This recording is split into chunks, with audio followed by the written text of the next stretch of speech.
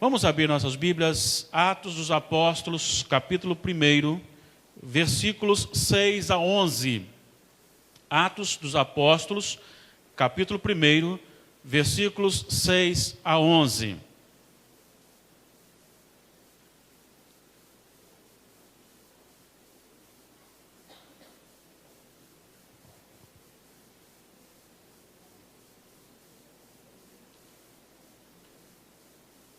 O livro de Atos foi escrito por Lucas e tem uma direção de apontar não os atos dos apóstolos, mas os atos do Espírito Santo através dos apóstolos.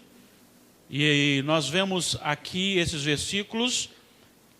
Nesses versículos, Lucas registra o seguinte: então os que estavam reunidos lhe perguntaram: Senhor, será esse o tempo em que restaures o reino a Israel?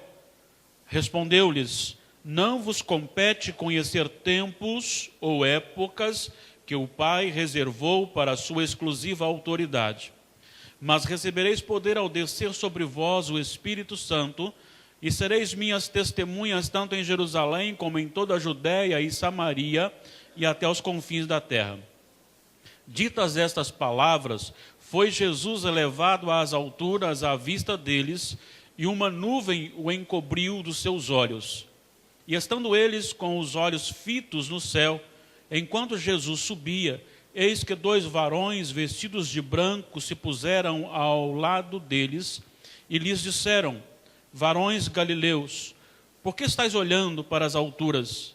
Esse Jesus que dentre vós foi assunto ao céu, virá do modo como o vistes subir. Que a palavra do Senhor seja de forma soberana aplicada pelo Espírito Santo ao nosso coração. É a nossa oração em nome de Jesus. Amém. O ser humano, desde que aconteceu a queda, ele então perdeu a sensibilidade perfeita ou da perfeição. Adão e Eva tinham a natureza santa, só santa, e experimentavam algo maravilhoso a cada instante no viver diário, mas a queda conduziu a terríveis limitações. E a partir então desta queda, o ser humano olhou e começou a deturpar aquilo que é realmente verdade e prioridade no que diz respeito ao reino de Deus. Nós podemos apontar algumas atitudes de pessoas que direcionam este erro, a fragilidade, a distorção dos principais valores do reino de Deus. Vamos apenas citar alguns, lembrando primeiro do povo de Israel, quando então governado, dirigido pelo Senhor, soberanamente conduzido pelo Senhor, quando Deus levantava então homens que direcionavam não por si, mas segundo o seu próprio governo, o governo de Deus, o povo de Israel olha e tem inveja das outras nações que tinham outros reis.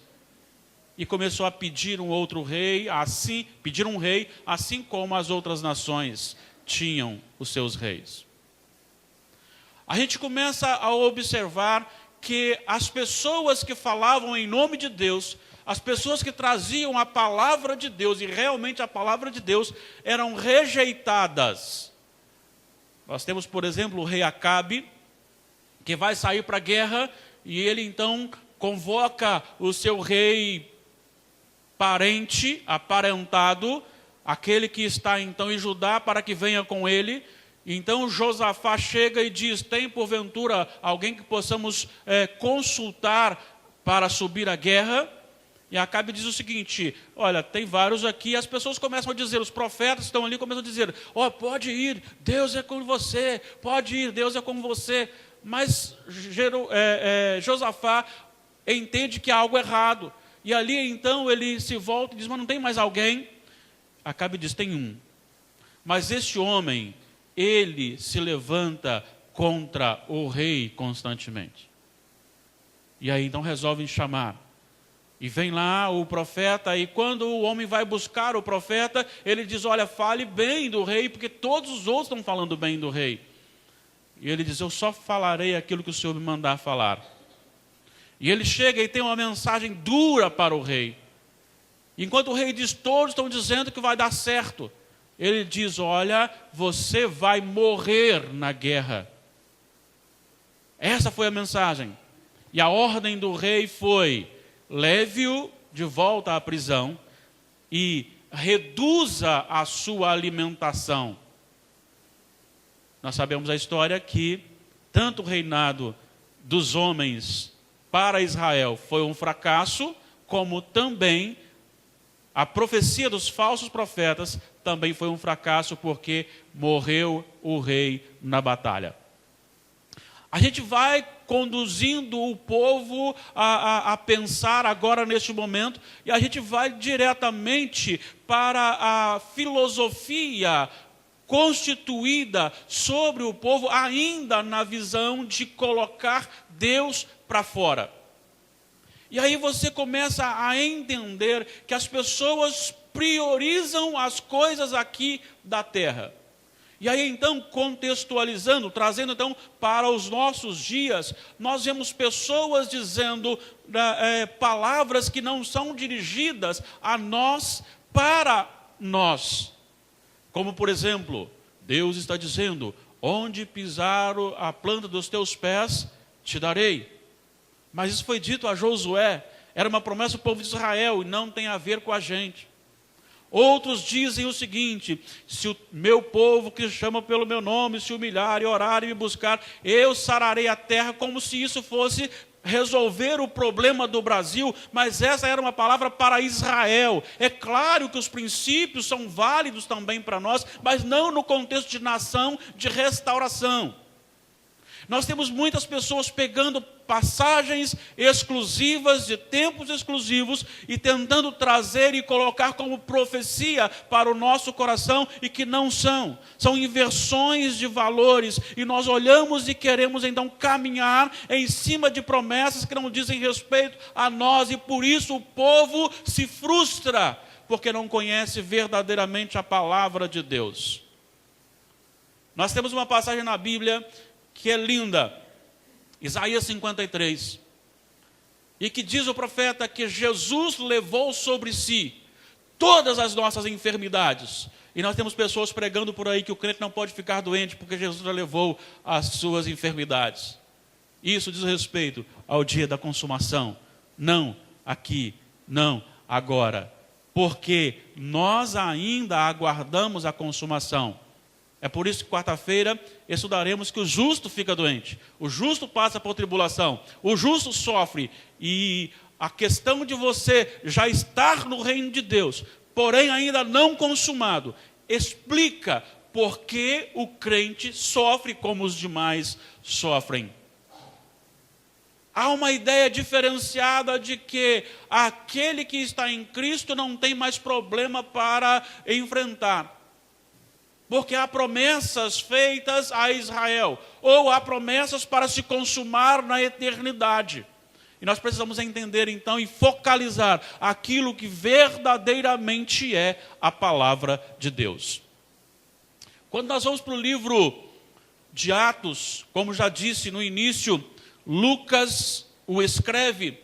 E a finalidade de Lucas, ele dirige-se a Teófilo, para apontar as coisas que Jesus começou a fazer e a ensinar, até o dia em que, depois de haver dado mandamentos por intermédio do Espírito Santo aos apóstolos que escolhera, foi elevado às alturas. O objetivo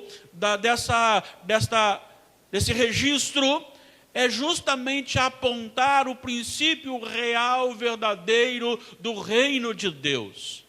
aquilo que Jesus ensinou, como ele ensinou, e a partir da elevação de Jesus, da exaltação de Jesus, quando ele é assunto ao céu, a partir daí o Espírito Santo continua a agir na vida dos apóstolos, da igreja, e começa a contagiar todas as pessoas.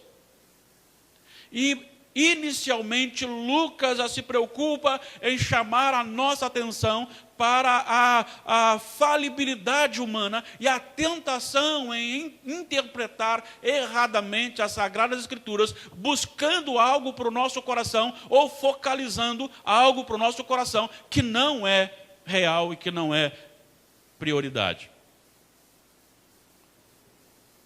Quando nós encontramos aqui o texto, no seu contexto, ele vai dizer que o Senhor Jesus, no versículo 4 do primeiro capítulo, ele estava ali no meio deles, porque, se você voltar ao 3, você observará que ele havia então morrido, e agora ele se apresenta no meio das pessoas.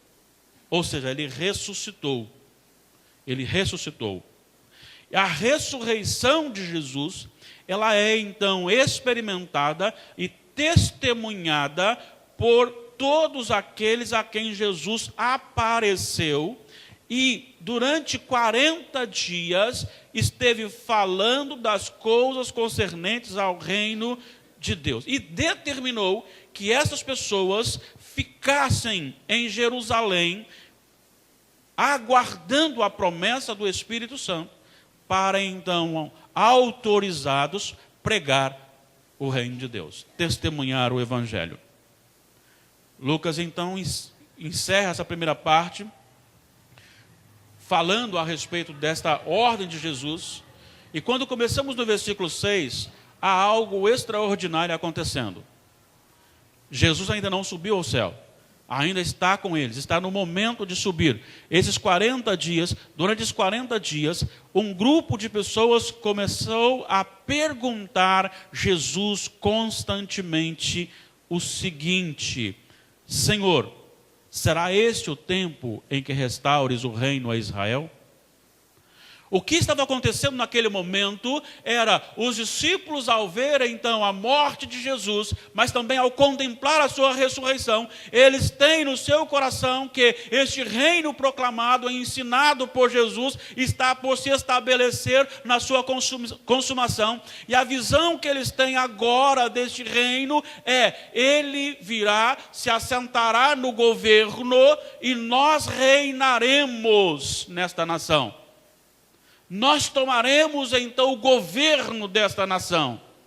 Nós estaremos então como, se fosse no nosso caso o Brasil, como o presidente e depois então os ministros, e cada um com a sua função de governar.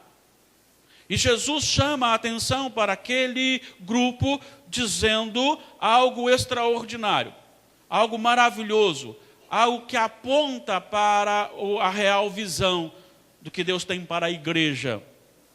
E a expressão aqui, embora na nossa edição esteja perguntaram, a melhor tradução é perguntavam. É algo constante. É aquele momento em que você pergunta e aí responde, você depois pergunta de novo, a ansiedade desse governo. E Jesus diz que isto compete ao Pai. O que compete à igreja é a evangelização, é o testemunhar, é o viver o evangelho constantemente. Não só no lugar, mas em todo lugar dentro do propósito de Deus. Eles estão ali naquele momento, então, assombrados com a maravilha de Deus, a definição de Jesus a respeito da missão da igreja, e de repente Jesus é assunto ao céu. E eles estão ainda, naquele momento, como que encantados ao ver aquilo. E dois varões se aproximam e dizem: Jesus voltará. Do mesmo modo que o viste subir, Jesus voltará. Pensando nesta palavra, pensando na nossa fragilidade de discernimento da real mensagem de Deus para o nosso coração, eu quero hoje falar sobre a missão da igreja. É uma prioridade no reino de Deus. A missão da igreja é a prioridade no reino de Deus. Quando nós olhamos para o texto, nós podemos então definir aqui esta priorização de algumas maneiras importantes. Como já dissemos, e a primeira característica desta priorização da missão como reino de Deus está justamente numa partícula chamada conjunção. Uma conjunção adversativa que encontramos no versículo 8. Porque essa conjunção, ela vai ligar o assunto anterior com o assunto que Cristo vai dizer. E ela é uma conjunção adversativa. Ela vai apresentar a ideia real, negando a ideia anterior. E a ideia anterior é quando será, ou será esse o tempo em que restaures o reino a Israel.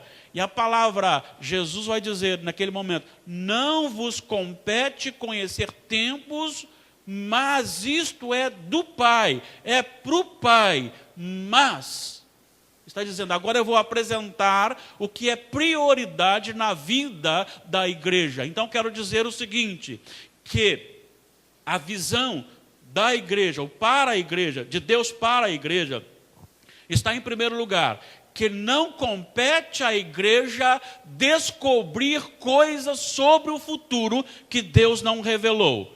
A prioridade da igreja é testemunhar o evangelho. Vou repetir. Não compete à igreja tentar ou buscar descobrir coisas que Deus não revelou, coisas no futuro. A prioridade da igreja é testemunhar o evangelho. Senhor, será esse o tempo? Será esse o tempo? Será esse o tempo? Quando vamos reinar? Quando vamos governar? Quando vamos mandar? E Jesus disse, não vos compete. Isto é da autoridade do Pai. Ele reservou para Ele, não para nós, para vocês. Mas recebereis poder ao descer sobre vós e sereis minhas testemunhas. A preocupação sua e minha, a preocupação da igreja, não deve ser o que acontecerá no futuro. Isso também nós recebemos como revelação em muitos momentos. Mas não é a prioridade da igreja. A prioridade da igreja é viver anunciando que Cristo ressuscitou. Jesus é o Senhor, Ele está vivo, Ele reina absoluto. Testemunhar Cristo é dizer, realmente Ele está vivo. Ele é o Filho de Deus. E aqui você tem eles vendo o Senhor por 40 dias, falando com Jesus, Jesus com eles por 40 dias, e eles são testemunhas oculares. A igreja agora vai seguir na visão dos apóstolos que experimentaram isso, mais alguns irmãos que também viram Jesus. E agora essa igreja tem a responsabilidade de falar para todas as pessoas, não nada a respeito do que Deus não revelou, mas dizer, Jesus ressuscitou, Jesus é o Filho de Deus, Ele é o Salvador, Ele é o Senhor. E testemunhar significa então que a igreja vai mostrar no dia a dia aquilo que Cristo fez e o resultado disso na sua vida, no seu coração, apontando para uma transformação real e verdadeira. Isso não quer dizer uma visão romântica que muitas pessoas têm do amor de Deus. Assim como muitas pessoas têm uma visão errada e romântica, por exemplo, do seminário teológico. Alguns colegas chegaram no seminário e pensaram que se eles não conseguissem alcançar a média, eles seriam aprovados da mesma forma, porque tudo é de Deus mesmo. E muitas vezes nós temos essa visão romântica de que você pode também errar, tudo é de Deus, Deus é amor. Não, testemunhar Cristo é agir como Cristo, é dizer como Cristo mudou a sua vida, é justamente você amar incondicionalmente, mas é também este amor levá-lo à correção quando necessário, este amor levá-lo ao desprendimento quando necessário, é viver Cristo aqui na terra, é colocar Deus, o Pai, sobre todas as coisas, e a colocar o próximo como a si mesmo, assim como Jesus fez. Testemunhar Cristo é experimentar dia após dia o mover transformador do Espírito Santo. Viver dia após dia a consequência desse cristianismo, em que você muitas vezes será alguém amável e amado, mas em muitas vezes você será também aquela pessoa que é rejeitada por condenar práticas pecaminosas.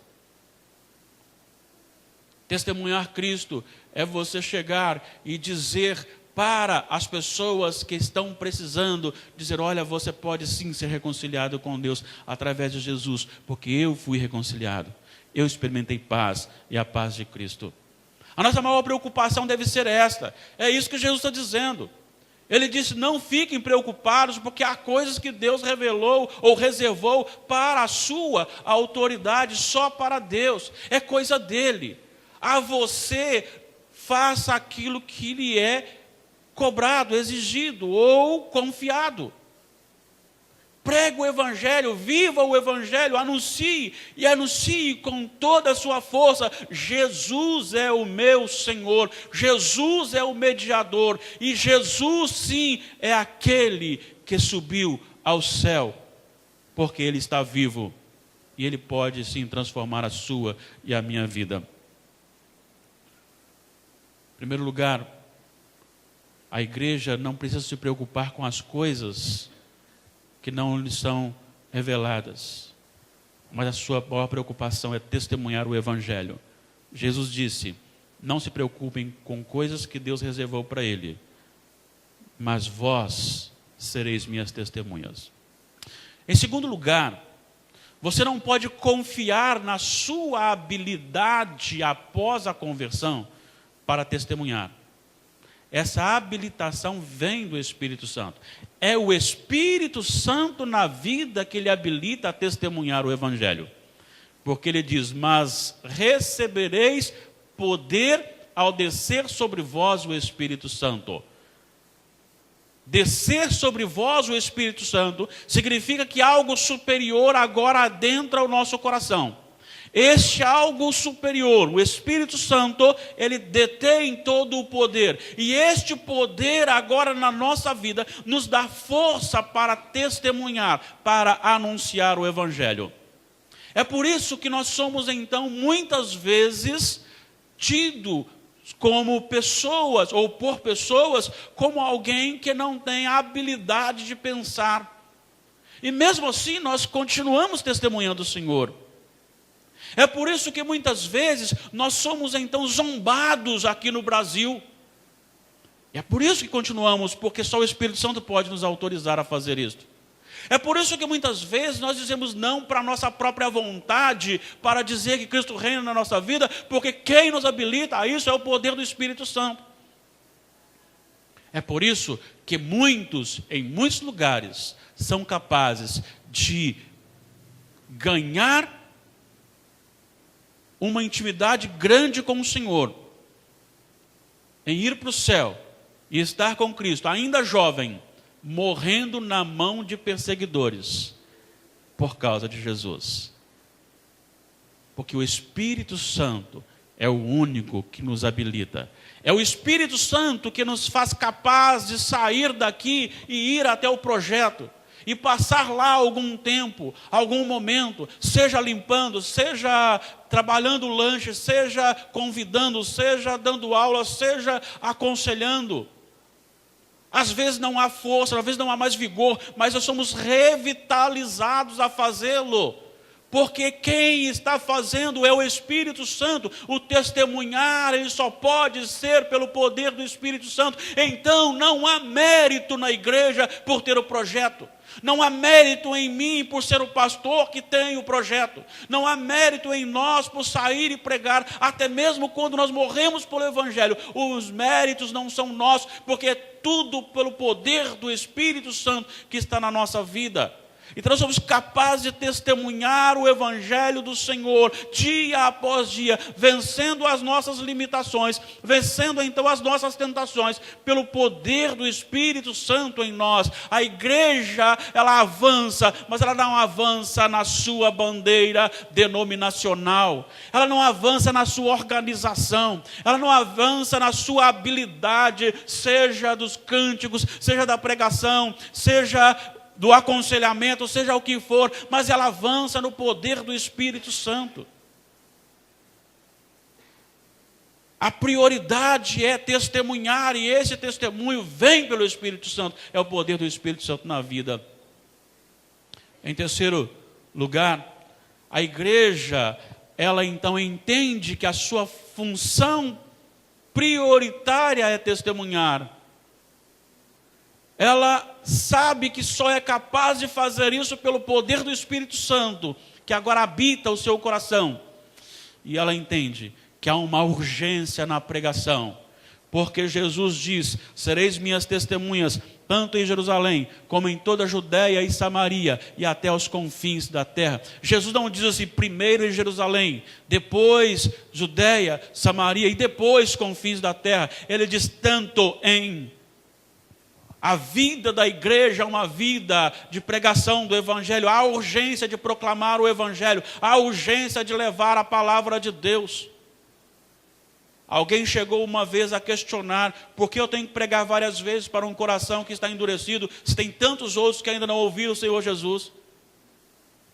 Nós precisamos entender que não é só aqui em Nova Brasília, não é ali em Itanguá, não é bairros vizinhos. Há muitas pessoas precisando ouvir o Evangelho e a igreja precisa se despertar para isso. Há uma urgência nessa missão. Há uma urgência em testemunhar, há uma urgência em fazer discípulos, há uma urgência em proclamar esse Evangelho. Há uma urgência em sair da nossa zona de conforto. Há uma urgência, quem sabe, até mesmo em sair para locais em que você será preso. Há uma urgência de levar a palavra de Deus. Conta-se de um missionário que chegou numa tribo e ele então falou sobre Jesus, a reconciliação com Deus e o que acontece depois da morte. E uma mãe começou a chorar e chorar muito. E ela disse para aquele missionário: que pena que você não chegou aqui semana passada, porque o meu filho morreu semana passada e ele morreu sem ouvir de Jesus. Há uma urgência, mas nós nos preocupamos muito mais em nos formarmos bons cidadãos. Nós nos preocupamos em nos formar em doutorados e ter aí então uma boa renda mensal. Nós nos preocupamos em cuidar de boas férias. Nós nos preocupamos em cuidar de uma boa aposentadoria. Nós nos preocupamos muito mais em nos formar junto a uma sociedade corrupta, que nos mesmos valores e princípios, cujos valores e princípios ficarão neste mundo no dia da morte. E Deus quer levantar missionários. Ele não quer pessoas problemas, Ele quer pessoas que realmente amem o Senhor, para ser testemunhas dEle, não preocupadas com o que vai acontecer amanhã, quando Jesus voltará, que dia Jesus voltará, como muito tem feito contas por aí. Jesus não quer pessoas que batem no peito e dizem: aqui tem poder, aqui pode. Não, Ele quer pessoas que realmente dependam do Espírito Santo, cheios do Espírito Santo. Ele quer pessoas que saiam da zona de conforto e vão pregar a palavra de Deus, o Evangelho, porque tem muitas vidas precisando ouvir esta palavra. Mas essa igreja que entende essa missão, além de saber que é prioridade da igreja é a evangelização, o testemunhar Cristo, que entende que se isso só é possível pelo Espírito Santo na vida, que sabe que tem que ser com urgência e por onde você passar, também esta igreja recebe uma palavra deliciosa, uma palavra de conforto, a promessa, a esperança. A igreja que entende a sua missão, ela é confortada pela promessa do retorno do Senhor da igreja. E aqueles homens estão olhando, e Jesus está subindo. E quando as nuvens o encobrem, 2 varões chamam aqueles homens, aquelas mulheres e dizem: vocês estão aqui observando?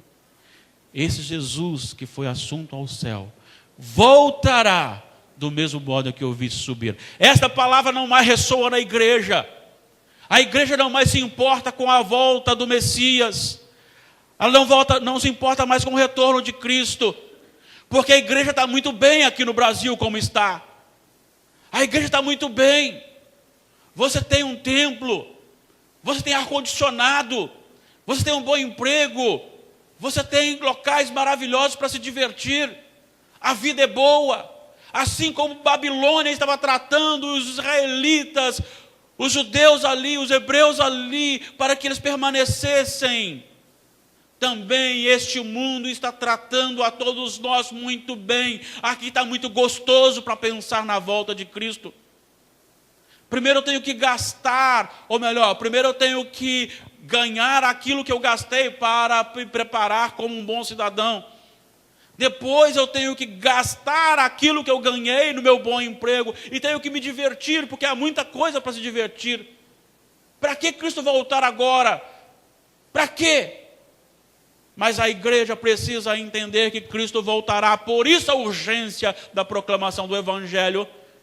E por mais que eu saiba que ainda existem muitas vidas para serem evangelizadas, eu canto: Maranata, ora vem, Senhor Jesus. Não dá para estar num governo corrupto como o brasileiro. Não dá para estar num local em que as autoridades os roubam e dizem: não, eu não roubei, só tomei. Não dá para estar num local em que as pessoas brincam e nos chamam de incapazes de raciocínio. Não dá para estar num local em que a iniquidade, ela é legalizada, o pecado é legalizado. Não dá para estar no lugar onde a mulher que tem relacionamento homoafetivo, ela é então louvada, enquanto você, mulher, firme no propósito de Deus, é julgada para o buraco. Não dá para viver num país onde o homem que tem relacionamento com outro homem é exaltado a uma classe superior, enquanto você é abandonado e tem que andar com muito cuidado, porque corre o risco de ser preso por ser homem, segundo a palavra de Deus, por ser mulher, segundo a palavra de Deus. Quando olhamos para isso, há uma ansiedade santa no nosso coração para o cumprimento deste anúncio. Esse Jesus que vedes agora subindo, ele voltará do mesmo modo que eu vi subir. Ah, como será maravilhoso esse dia! Mas a palavra de Deus, pelo próprio Senhor Jesus, diz que o Evangelho tem que ser pregado. Então, temos que pregar o Evangelho.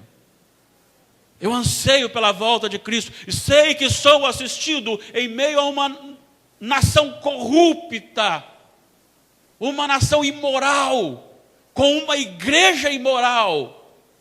Uma igreja que desviou os princípios, os valores principais da sua vida, que é testemunhar a Cristo. Sei que sou sustentado, mas eu aguardo ansiosamente. O meu coração se refaz da firmeza da esperança, que eu serei recebido pelo Senhor na consumação, porque o Senhor Jesus virá. Ele virá e recolherá os seus os 4 cantos da terra, porque esta palavra foi pregada nos 4 cantos da terra. Ele virá porque consumou o tempo de Deus, não porque o homem quis, mas porque o tempo de Deus foi consumado. E então, dentro da autoridade do Pai, ele determinará o retorno de Cristo, e ele virá e nos receberá nos ares, e nós iremos para a nova terra. E nós seremos pastoreados, nós estaremos tabernaculando com o próprio Deus. Nós não mais sentiremos dor, nós não mais teremos lágrimas, nós não mais teremos luto. A palavra mar já não existe, significa, é uma palavra simbólica para apontar para a tribulação causada pelo mar. Não haverá tribulação.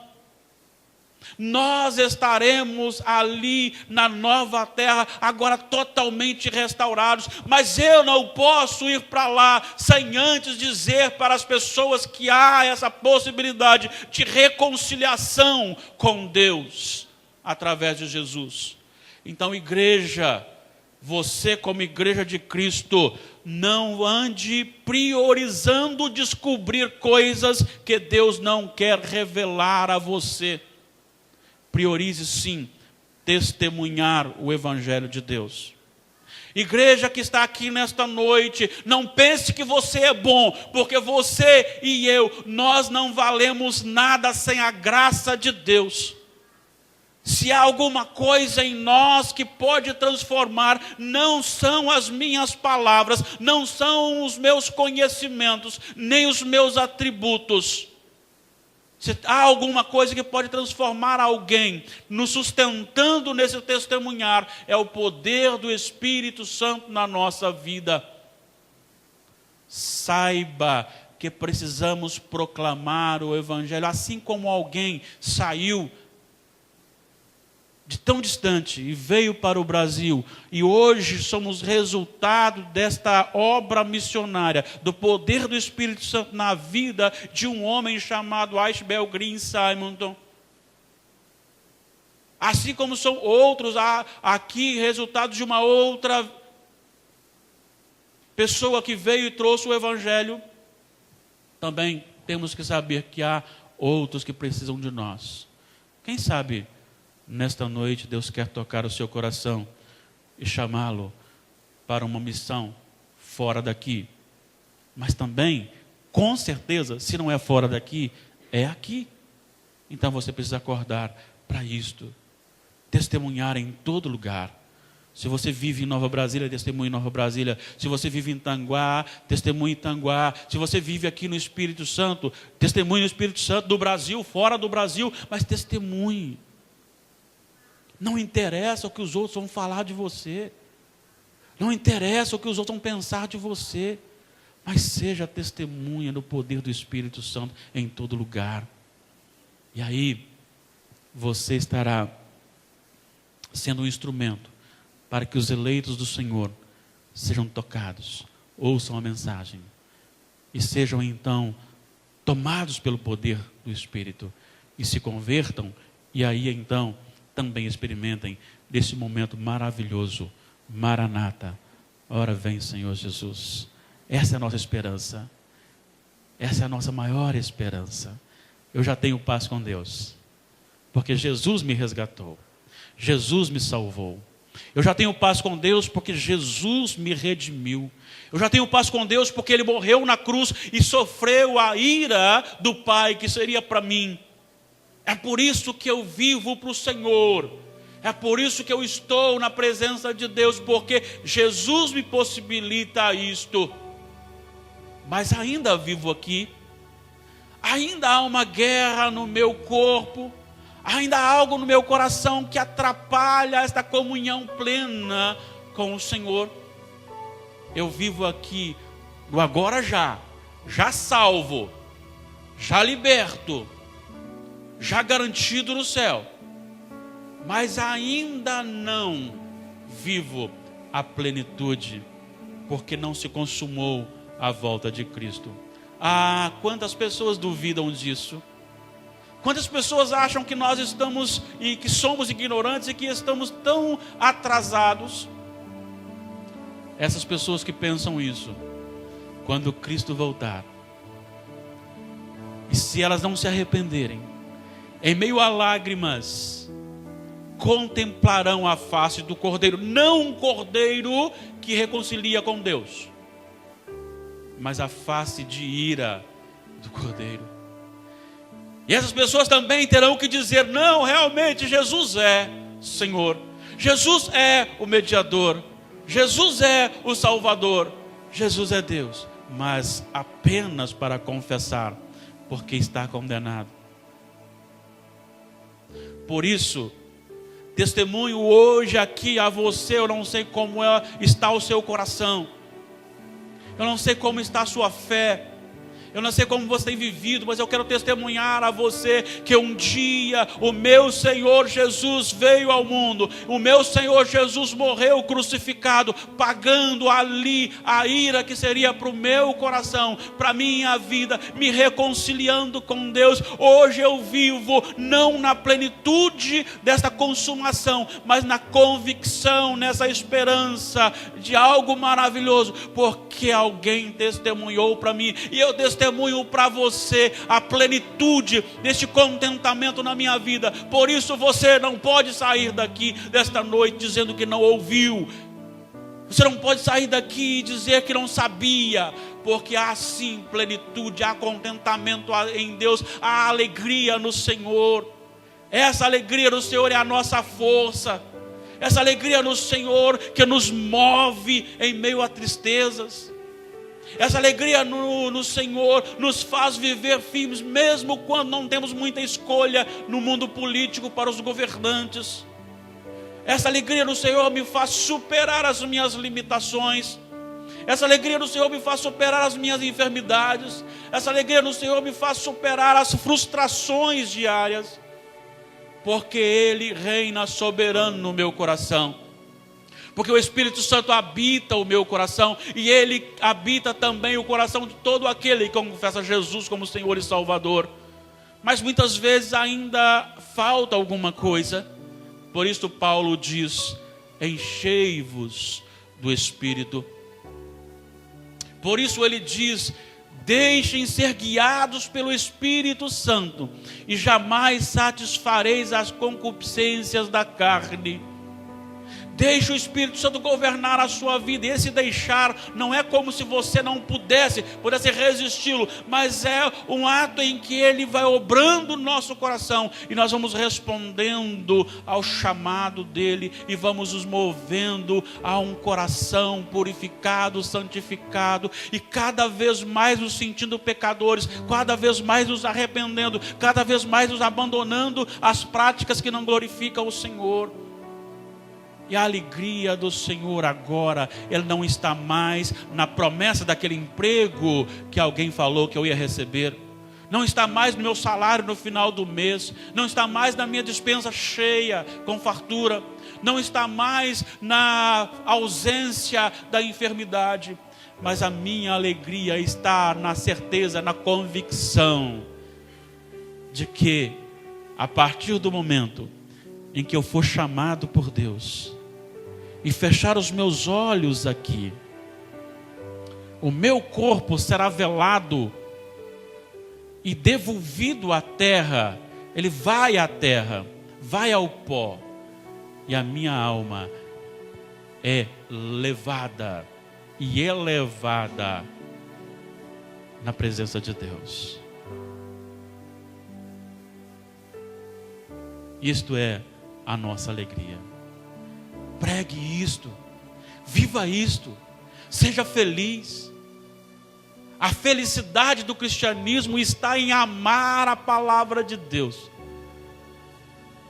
Aquilo que Jesus fez por você é experimentar isto.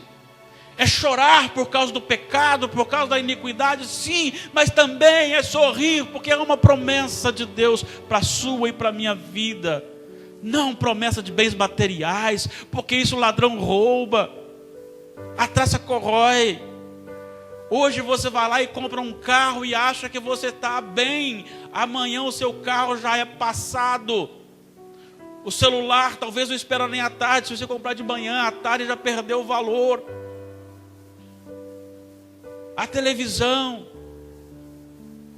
o seu sofá, tudo aquilo que você adquire envelhece, é corruptível.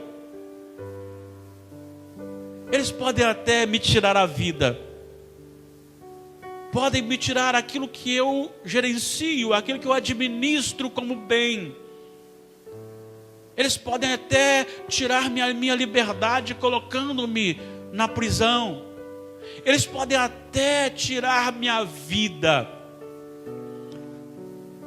Mesmo assim sou feliz. Sou feliz porque nada nem ninguém pode me separar do amor de Deus que está em Cristo Jesus. Em nome do Senhor Jesus, eu clamo a Deus. Clamo mesmo por nós. Para que você experimente também, e eu também experimente cada vez mais essa alegria no Senhor. Testemunho o Evangelho. É para isso que você está aqui. No poder do Espírito, testemunho o Evangelho. A missão que você recebeu é testemunhar Jesus Cristo.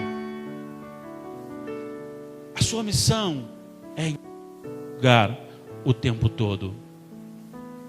Em todo lugar o tempo todo. E a sua missão é fazê-lo até o dia em que Cristo voltará. E aí você vai entregar com as suas indignidades, mas vai entregar o seu ministério ao Senhor. Deus obre o seu coração. Deus obre a sua vida.